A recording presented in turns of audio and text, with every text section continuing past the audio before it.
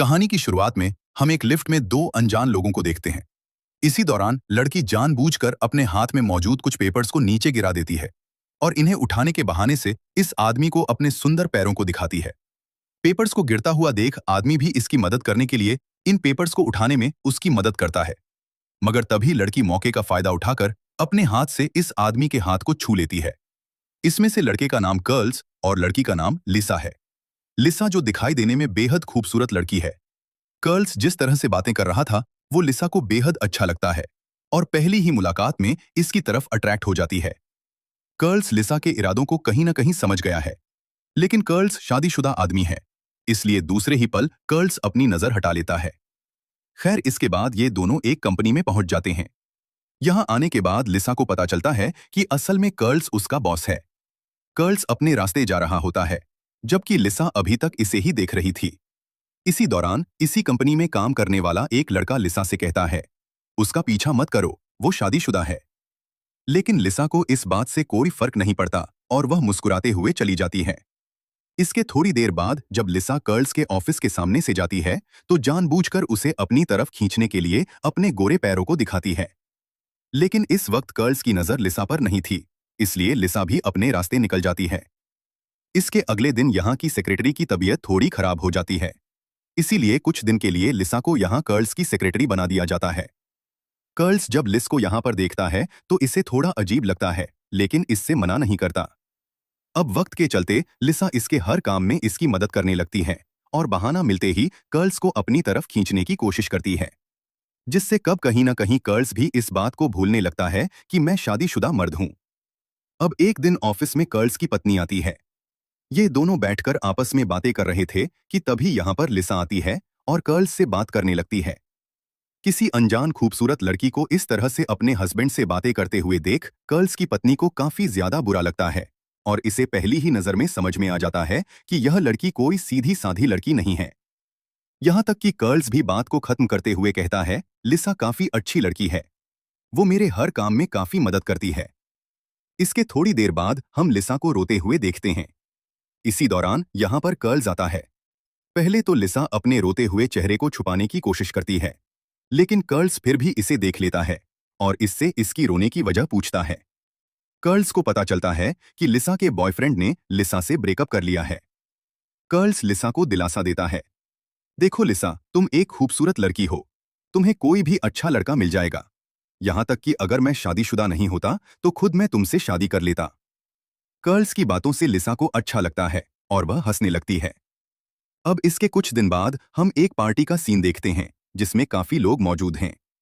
यहीं पर कर्ल्स जो मौज मस्ती कर रहा था, इसी दौरान लिसा की नजर कर्ल्स पर पड़ती है।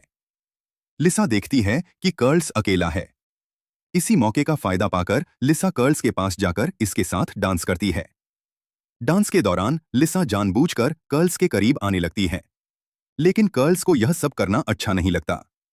फिर भी लिसा, जो अपनी हरकतों से बाज नहीं आती और कर्ल्स को अपनी तरफ अट्रैक्ट करने के लिए अजीब अजीब हरकतें करने लगती है। लिसा की हरकतों को देखकर कर्ल्स को अब समझ में आ जाता है, इसीलिए वह वॉशरूम का बहाना बनाकर यहां से चला जाता है। अब जैसे ही कर्ल्स अंदर आता है तो तभी इसके पीछे पीछे लिसा भी आ जाती है और पीछे से एक टहनी को इसके सर पर फेरती है।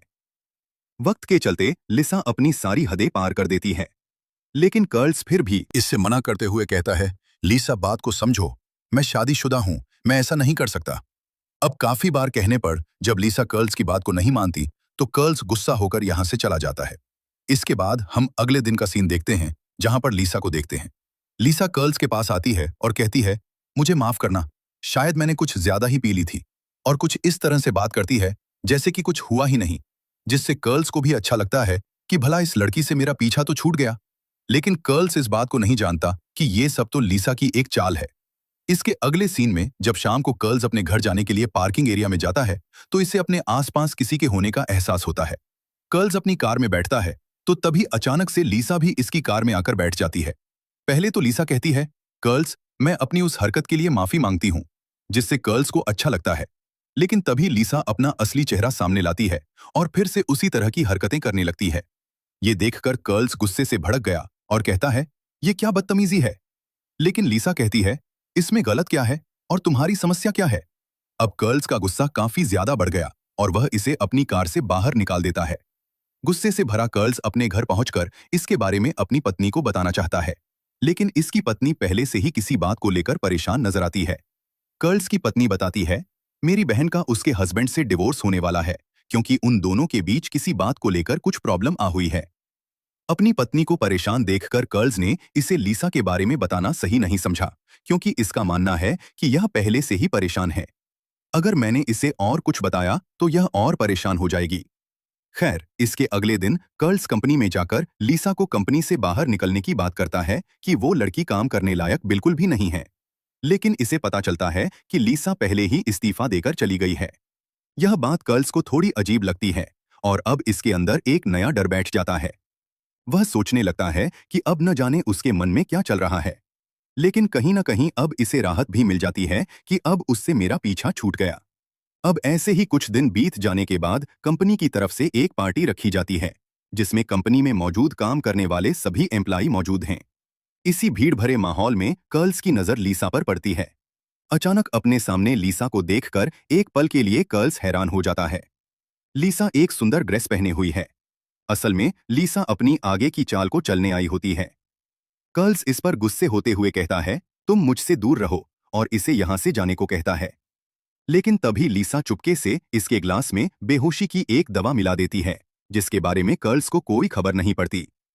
कर्ल्स लीसा को बुरा भला कहकर यहां से जाने लगता है। हालांकि कर्ल्स के बाकी दोस्त भी इससे पूछते हैं कि हुआ क्या है, लेकिन कर्ल्स किसी को कुछ नहीं कहता और सीधा अपने रूम में जाने लगता है। मगर इसी वक्त हम देखते हैं कि अब इसे चक्कर आने लगे हैं, और यह सभी उसी पाउडर से हो रहा है जो लीसा ने चुपके से इसकी ड्रिंक में मिलाई होती है। कर्ल्स चक्कर खाते हुए किसी तरह से अपने रूम तक पहुंच जाता है, मगर तभी अपनी चाल को चलते हुए लीसा भी यहां पर आ जाती है। कर्ल्स जो अब बिल्कुल भी होश में नहीं होता, और इसी बात का फायदा उठाकर लीसा अब इसके करीब आ जाती है। खैर, इसके बाद हम सुबह का सीन देखते हैं। गर्ल्स की आंखें खुलती हैं और अपने कपड़ों को सही करते हुए बाहर की ओर चला जाता है।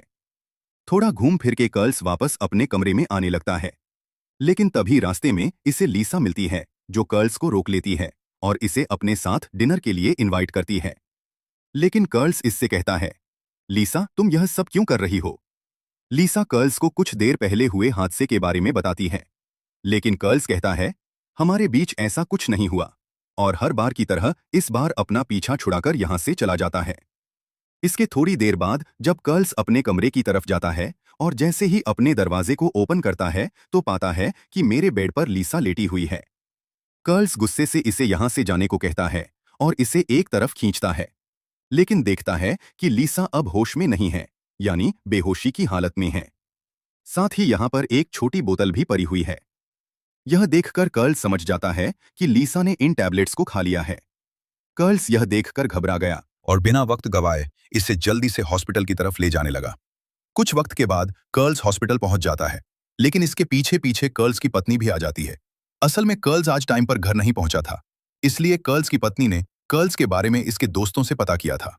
इसी दौरान यहां पर एक पुलिस अधिकारी आती है जो अब इस केस को हैंडल करने वाली है। ये लेडी कर्ल्स से पूछती है, लिसा के साथ ऐसा क्या हुआ? क्या तुमने उसके साथ कुछ ऐसा किया है जिससे वह इस हालत में है? क्योंकि जहां तक मुझे पता चला है कि लिसा तुम्हारे कमरे में बेहोश मिली है। आखिर लिसा तुम्हारी लगती क्या है? तुम्हारा उसके साथ क्या रिश्ता है? गर्ल्स कहता है, वो मेरी सेक्रेटरी है। उसने मेरे करीब आने की काफी बार कोशिश की थी, लेकिन मैं शादीशुदा हूं, इसलिए मैंने उसे काफी बार मना किया था, जिससे शायद वह हार्ड हो गई होगी, जिसके चलते उसने ये कदम उठा लिया होगा। गर्ल्स की इन बातों को सुनकर इसकी पत्नी को काफी बुरा लगता है और कहती है, इतना कुछ हो गया और तुमने मुझे बताया नहीं? यहां तक कि मुझे लगता है कि उसके साथ तुम्हारा कोई अफेयर है। हालांकि कर्ल्स इसे बात को समझाने की काफी कोशिश करता है, लेकिन इसकी पत्नी अब इसकी एक नहीं सुनती और गुस्सा होकर यहां से चली जाती है। कर्ल्स भी अपनी पत्नी के पीछे पीछे जाता है, लेकिन इसकी पत्नी इसे घर के अंदर घुसने नहीं देती और दरवाजे को बंद कर देती है। कर्ल्स जब अगले दिन ऑफिस में जाता है तो वहां का मैनेजर कर्ल्स से कहता है, तुम्हें कुछ दिन की छुट्टी ले लेनी चाहिए ताकि तुम अपने उलझे हुए कामों को सुलझा सको। हालांकि कर्ल्स तो फिर भी छुट्टी के लिए मना करता है। खैर, इसके थोड़ी देर बाद कर्ल्स के पास वही पुलिस लेडी आती है जो इसे एक लिसा की डायरी को देती है। डायरी में लिसा ने अपने और कर्ल्स के बारे में लिखा हुआ था, जो कि पूरी तरह से सरासर झूठ था। असल में लिसा ने इसमें लिखा हुआ था कि मैं और कर्ल्स एक दूसरे से कितना प्यार करते हैं, जिस पर कर्ल्स इस पुलिस लेडी से कहता है यह सब झूठ है। क्या तुम्हें मेरी बात का विश्वास नहीं? क्या मैं तुम्हें इस तरह का आदमी लगता हूं? पुलिस लेडी इसे बताती है लिसा को अब यहां से दूसरे शहर में भेज दिया गया है। यह सुनकर कर्ल्स को भी लगा कि फाइनली अब उससे मेरा पीछा छूट गया। लेकिन बात यहीं खत्म नहीं हुई।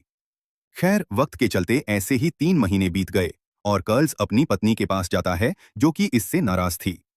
लेकिन अब इसकी नाराजगी खत्म हो चुकी थी। इनका परिवार फिर से एक हो चुका था। दोनों एक दूसरे के साथ खुश थे और इसकी पत्नी को भी उस बात का विश्वास हो जाता है कि वह लड़की झूठ बोल रही थी। उसने मेरे हस्बैंड को फंसाने की कोशिश की है। अब ऐसे ही एक दिन कर्ल्स के घर पर कोई नहीं होता। तभी चुपके से लिसा एक दरवाजे को तोड़कर सीधा इनके घर में घुसकर बेड पर लेट जाती है। असल में लिसा यहाँ पर कोई बड़ा कारनामा करने आई होती है। लेकिन इससे पहले कि लिसा अपने कारनामे को अंजाम दे पाती, तभी कर्ल्स की पत्नी घर वापस आती है और घर में घुसते ही इसे एहसास हो जाता है कि घर में कोई है। इसीलिए देखने को जाती है तो इसे एक रूम में बेड पर लेटी हुई लिसा देखने को मिलती है। दोनों की नजर एक दूसरे पर पड़ती है। कर्ल्स की पत्नी पूछती है, आखिर तुम हमारे घर में क्या कर रही हो? लेकिन अब लिसा के पास कोई सही जवाब नहीं था और देखते ही देखते दोनों में एक जबरदस्त फाइट हो जाती है। फाइट के दौरान ही कर्ल्स की पत्नी कर्ल्स को फोन करती है और उसे यह सब बताने की कोशिश करती है। लेकिन इससे पहले कि वो कर्ल्स को कुछ बता पाती, लिसा इसके हाथ से फोन को नीचे गिरा देती है और अब सिर्फ यह इन दोनों के बीच की लड़ाई बन जाती है। अब काफी देर लड़ाई होने के बाद यह दोनों घर के एक ऊपरी हिस्से पर पहुंच जाते हैं, जिसका तल काफी ज्यादा कमजोर था, यानी कि वह इनके वजन को सहन नहीं कर सकता। अब जैसे ही यह दोनों फाइट कर रहे होते हैं तो तभी इसका तल टूट जाता है और लिसा नीचे लटक जाती है। यह देखकर कर्ल्स की पत्नी इसे अपना हाथ देती है और कहती है, आओ ऊपर आ जाओ। असल में कर्ल्स की पत्नी नहीं चाहती कि यह लड़की मारी जाए, बल्कि यह चाहती है कि इसे अपनी गलती का एहसास हो और यहां से हमेशा हमेशा के लिए चली जाए। लेकिन लिसा, जो कि अभी तक अपनी हरकतों से बाज नहीं आती, लिसा जैसे ही इसके हाथ को पकड़ती है तो ऊपर आने के बजाय उल्टा इसी को नीचे खींचने की कोशिश करती है। मगर कर्ल्स की पत्नी भी अपनी पूरी जान लगाती है और अपने आप को ऊपर रखने के लिए पूरी कोशिश करती है। अब काफी देर तक दोनों के जोर लगने के बाद कर्ल्स की पत्नी किसी तरह से अपने हाथ को छुड़ा लेती है, जिससे कि अब लीसा काफी ऊंचाई से सीधा नीचे जाकर एक कांच के ऊपर गिरती है। लेकिन हम देखते हैं कि लीसा अभी जिंदा है। इसकी कुछ सांसें चल रही थी। अगर इसे सही वक्त पर अस्पताल ले जाया जाए तो ये बच सकती है। लेकिन इससे पहले कि इसे कोई अस्पताल ले जा पाता, तभी ऊपर से एक झूमर टूटकर सीधा इसके ऊपर जाकर गिरता है, जिससे कि अब लीसा की एक ही पल में बची हुई जान भी निकल जाती है। इसी दौरान यहाँ पर कर्ल्स भी आ जाता है और अपनी पत्नी को सही सलामत देखकर इसे काफी अच्छा लगता है। दोनों एक दूसरे के गले मिलते हैं और अब इसी के साथ यह कहानी यहीं पर खत्म होती है। तो दोस्तों, उम्मीद करता हूं कि आपको यह वीडियो पसंद आई होगी। अगर पसंद आई है तो वीडियो को लाइक और चैनल को सब्सक्राइब जरूर कर दें, क्योंकि आपको इस चैनल पर इसी तरह की मूवीज का एक्सप्लेनेशन देखने को मिलता ही रहेगा।